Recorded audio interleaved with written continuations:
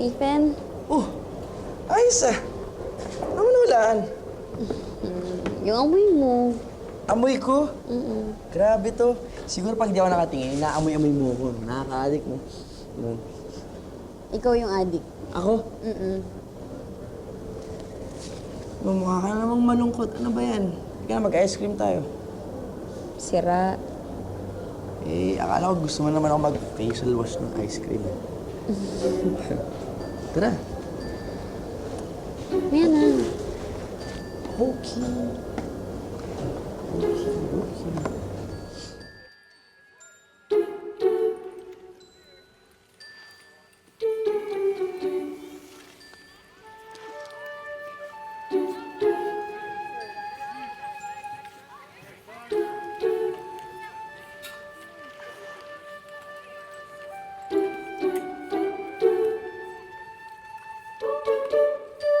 In quantity food production, menu planning is very important.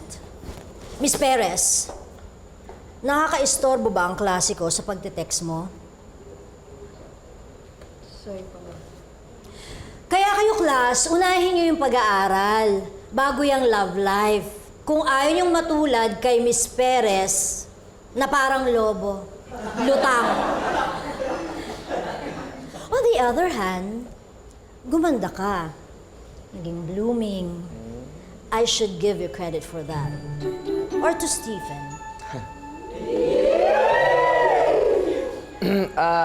Ma'am, kahit naman po noon maganda na sinabi. So, Naku, kayo talaga yung mga kabataan. Okay, turn your books to page 358. Wala na. Naomi! May kunin ako. Oh, Drew. Mukhang sakay na sakay si Stephen sa mga palabas mo ah. Uy, kami hingi mamaya makarinig ko sa'yo. Hindi, excited lang kasi ako na may pagiganti mo si Crizel. Ano? Merienda? Pwede.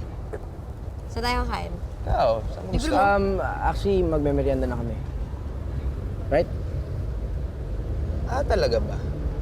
Eh kung si Naomi kayo, tanongin mo kung sino gusto niya makasabay magmerienda. Sure. Mami. Joke lang.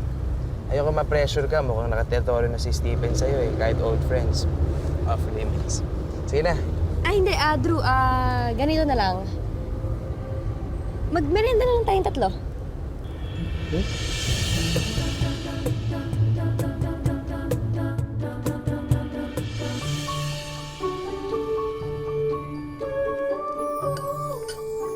Ang sarap talaga ng mga pagkain dito sa cafeteria, no?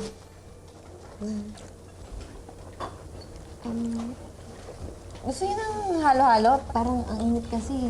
Sige, bibili kita. Hindi. Ako na, Nami. Got it. Di ba bro, ako nauna. So ako bibili. O gusto ko bilang kita, ilan ba kailangan mo? 10? Oh, the line is now talking, ha? Alam mo, kahit bilang mo pa ng 10 halo-halo yan si Nami, meron na nagmamayari ng puso niya, and I'm very sure it's not you. So siguradong sigurado ka na nakuha mo na puso niya. Ibahin mo si Naomi, bro. You really think she will let herself be easily stung by scorpion like you? Uy, tama naman na. Guys, tama na.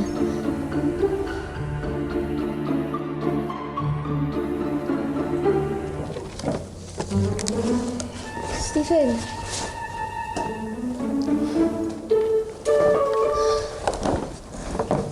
Naomi, sorry. Drew, di ba nasabi ko na to sa'yo? Sorry talaga, nabigla lang siguro ako. Ayan, sige na, umalis ka na. Nakatingin na sila gano'n. Sorry talaga, basta pag may kailangan ka. Oo na, sige na, sige na.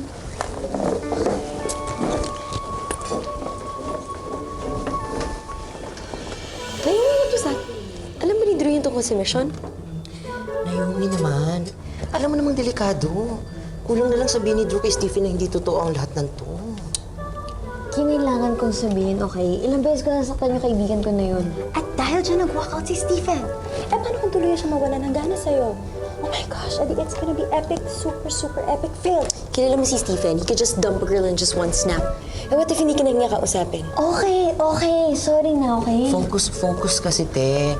Almost halfway through na tayo. Oh. Pwede yun. Ano? Huwag niyo na akong pressure yun, okay? Ako nang bahala dito. Ayusin ko to. You better fix this.